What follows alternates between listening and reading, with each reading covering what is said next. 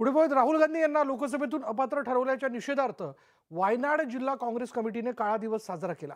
राहुल गांधी हे वायनाडचे खासदार होते। 2019 मध्ये त्यांनी अमेठी व्यतिरिक्त वायनाडची निवडणूक लढवली होती आणि वायनाडमध्ये त्यांनी 4 लाखांहून अधिक मतांनी विजय मिळवला।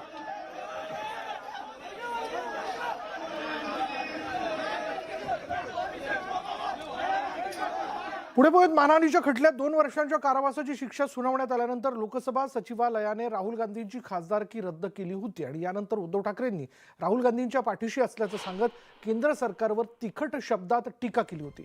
मात्र त्यानंतर काही काँग्रेस नेत्यांनी राहुल गांधी आणि वीर सावरकर यांची तुलना केली आहे। यावरून सामनाच्या अग्रलेखातून काँग्रेस नेत्यांना खडेबोल सुनावण्यात आले।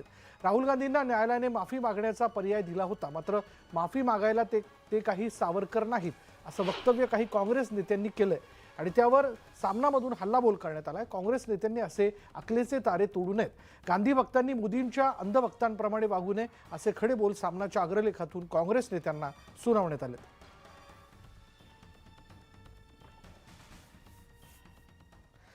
शिवसेना ठाकरे गटाचे पक्षप्रमुख उद्धव ठाकरे यांची रविवारी मालेगावमध्ये सभा होते आणि या सभेची महाराजा सयाजी गायकवाड महाविद्यालयाच्या मैदानावर जोरदार तयारी सुरू असून तयारी अंतिम टप्प्यात आली। दादा भुसे यांनी दिलेल्या आव्हानानंतर संजय राऊत 2 दिवसांपासून मालेगावात तळ ठोकून आहेत। सभेच्या ठिकाणी भव्य व्यासपीठ उभारण्यात आलं असून 1 लाखापेक्षा जास्त लोकांच्या बसण्याची व्यवस्था करण्यात आली आहे। रविवारी होत असलेल्या या सभेमध्ये जोरदार शक्ती प्रदर्शन करण्यासाठी ठाकरे गटाने कंबर कसली आहे।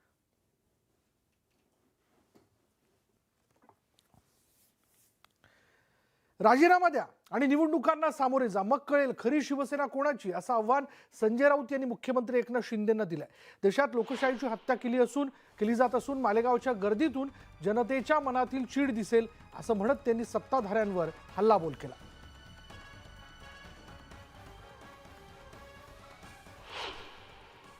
एकनाथ शिंदे यांनी स्वतःचा पक्ष काढावा आणि स्वतःचे 5 आमदार निवडून आणावे।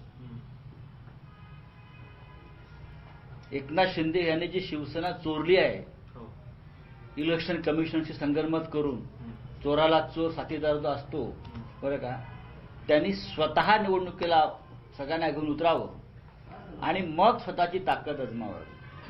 आमची ताकद चोरून तुम्ही स्वतःची ताकद दाखवू नका। मालेगावात पण चोर आहेत। कोण? 175 कोटी गिरणा मोसम साखर कारखाना त्याच्या नावावर गोळा केले शेतकऱ्यांचे। तो कारखाना कुठे आहे, ते पैसे कुठे आहे, त्या पैशाचा हिशोब कुठे आहे? आता चोराला चोर म्हणणार। महाराष्ट्रामध्ये या लोकांनी इलेक्शन कमिशनच्या हातात हात घालून शिवसेना चोरली। संजय राऊत या महाराष्ट्रातल्या अनेक घडामोडींवर देशावर बोलत असताना त्यांना तुरुंगात टाकण्यात आलं बोलू नये म्हणून। हे चोराचंच काम आहे, सगळेच चोर आहेत, हे चोरांचंच राज्य आहे, हे चोर मंडळ आहे। मी परत सांगतो, हे चोर मंडळ घालवल्याशिवाय आम्ही स्वस्थ बसणार नाही। राहुल गांधी यांची ज्या पद्धतीनं त्यांच्यावर कारवाई झाली, हा सरळ सरळ लोकशाहीवरचा आघात आहे। अशा प्रकरणामध्ये कधी कोणाला शिक्षाच होत नाही। माझ्यावरती 17 डिफेमेशनचे खटले सुरू आहेत, आम्ही टाकतो, आमच्यावर पण चालू आहे। बाळासाहेब ठाकरेंवरती पण हे खटले चाललेले आहेत। पण अशा प्रकारे इतक्या घाईनं निर्णय देणारा न्यायमूर्ती आणि न्यायालय हे मी प्रथमच पाहिलंय। फक्त राहुल गांधी यांना धडा शिकवायचा, त्यांना बोलू द्यायचं नाही संसदेमध्ये, यासाठी घेतलेला निर्णय आहे।